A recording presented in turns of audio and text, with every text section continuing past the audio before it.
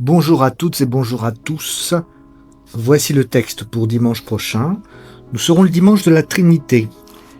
Et nous lisons le texte dans l'évangile de Matthieu au chapitre 28, les versets 16 à 20.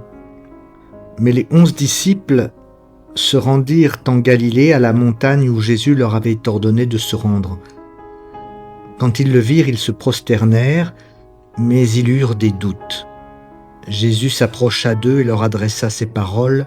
« Tout pouvoir m'a été donné au ciel et sur la terre. Allez donc de toutes les nations, faites des disciples, les baptisant au nom du Père, du Fils et du Saint-Esprit, leur apprenant à garder tout ce que je vous ai prescrit. Et moi, je suis avec vous tous les jours, jusqu'à la fin des temps. » Je vous laisse contempler cette Trinité, cette icône de Wróblew, que nous avons eu déjà l'occasion de voir, qui est l'icône alors on appelle ça la Trinité de Wróblew, ou alors l'hospitalité d'Abraham, qui a été peinte on estime entre 1410 et 1427 en Russie.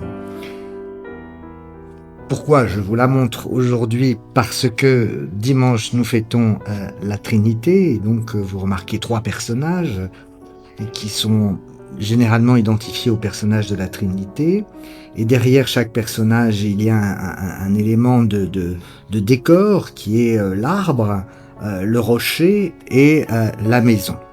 Alors bien entendu, beaucoup de commentateurs ont essayé de savoir qui était le Christ, le Père et le Fils. Alors on estime, mais d'autres contestent, mais on estime qu'à gauche c'est le Père, parce qu'il y a derrière la demeure divine. Au centre, c'est le Christ, d'une part à cause de ses vêtements bruns et rouges qui renvoient à l'incarnation et à la divinité, et puis d'autre part parce que derrière il y a l'arbre de vie qui peut symboliser à la fois donc l'arbre de la Genèse et la croix. Et à droite, le Saint-Esprit, et la montagne derrière lui symboliserait l'élévation spirituelle. Alors d'autres trouvent tout à fait des personnages, placent les personnages différemment, mais peu importe, parce que ce que veut nous exprimer Wróblew dans cette icône, c'est la communion des trois.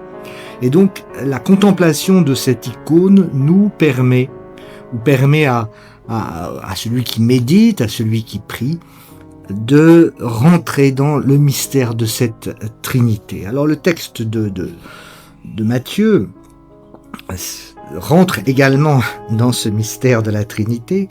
Alors la Trinité n'est jamais citée dans la Bible, et c'est le seul passage dans la Bible où il est question du Père, du Fils et du Saint-Esprit, rassemblés ensemble. Puisque dans le livre des Actes, par exemple, quand on baptisera au nom de Jésus-Christ. Et là, Jésus-Christ envoie ses disciples baptisés au nom du Père, du Fils et du Saint-Esprit. Donc c'est à partir de ce texte que maintenant, où les baptêmes chrétiens ont lieu au nom du Père, du Fils et du Saint-Esprit. Et à noter que cet envoi des disciples pour baptiser à travers le monde est lié à la résurrection. Et lié non seulement à la résurrection, mais quand les disciples arrivent, ils se prosternent et ils eurent des doutes.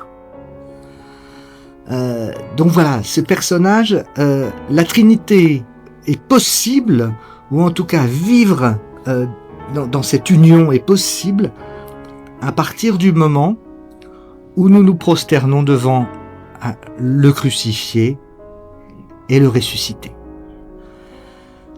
Puisque le Père envoie le Fils envoie le Saint-Esprit, et tout cela est possible parce que le Christ a traversé les souffrances du monde.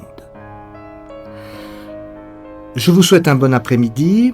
Vous dis donc, je ne vous dis pas à dimanche, ce ne sera pas moi qui fera le culte, c'est le conseil presbytéral sous la présidence de Sleiman. Je remercie beaucoup le conseil de présider ce culte et le culte suivant. Soyez toutes et tous bénis, prenez soin de vous, et donc je vous retrouve dans 15 jours. Amen, amen.